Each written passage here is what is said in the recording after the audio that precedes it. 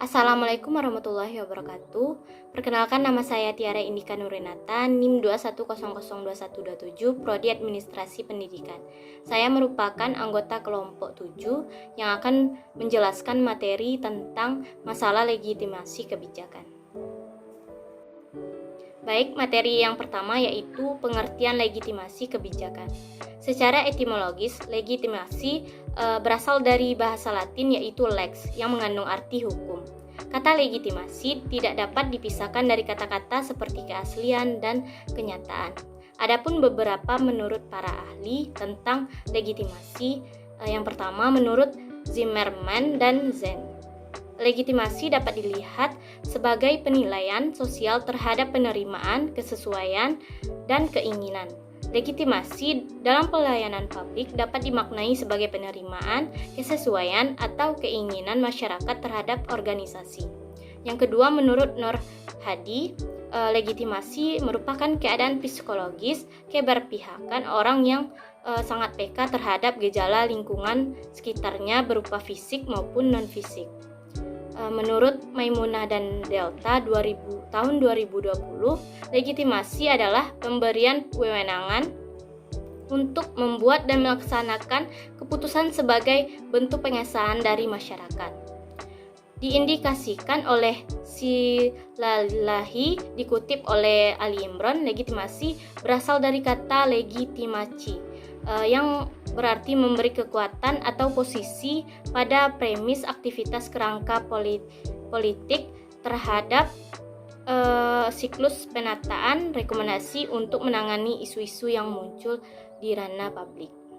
Jadi dapat disimpulkan bahwa legitimasi merupakan pemberian kekuasaan untuk membuat dan melaksanakan keputusan sebagai bentuk legitimasi masyarakat.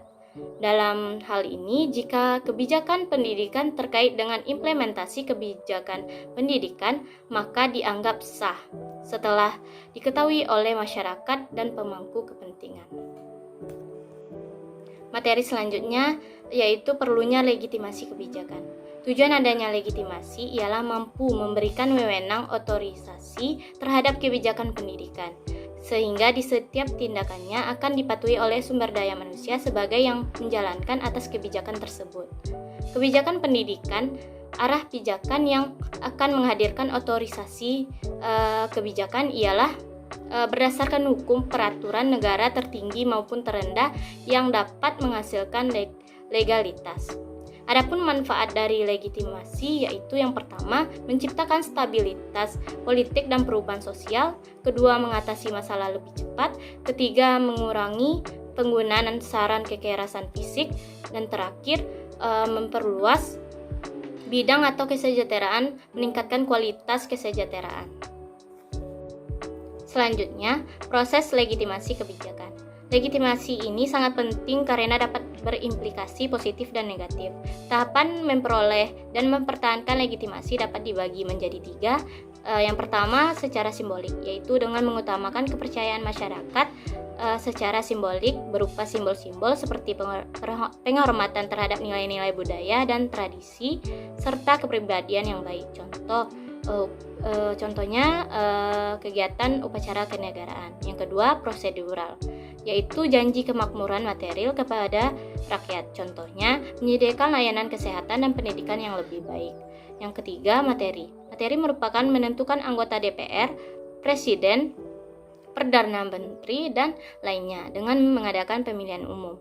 Menurut Adrain, pengelompokan legitimasi berdasarkan prinsip dukungan dan pengakuan dari masyarakat kepada pemerintah dapat terbagi 5. Yang pertama, legitimasi tradisional, yaitu kesadaran masyarakat untuk memberikan dukungan dan pengakuan terhadap pemimpin pemerintahan.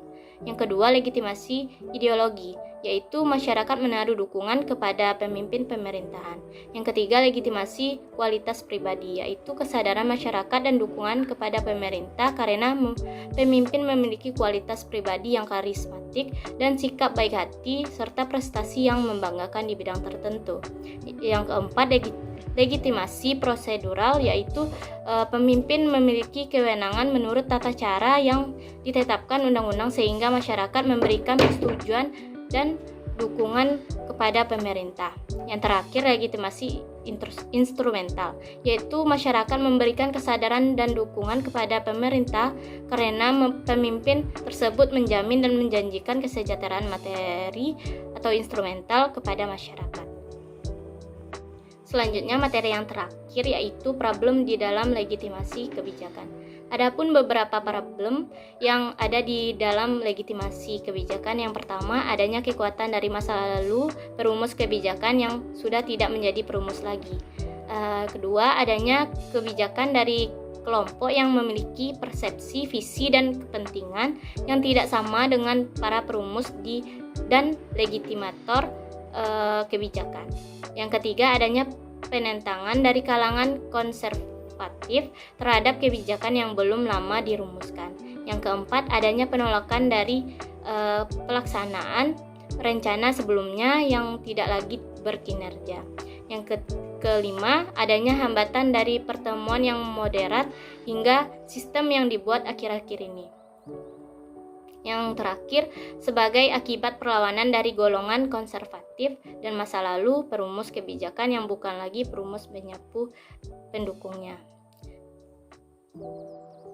Baiklah, itulah penjelasan materi tentang masalah legitimasi kebijakan. Jika ada kesalahan dan kekurangan, saya mohon maaf. Terima kasih. Wabillahi taufiq wal hidayah. Wassalamualaikum warahmatullahi wabarakatuh.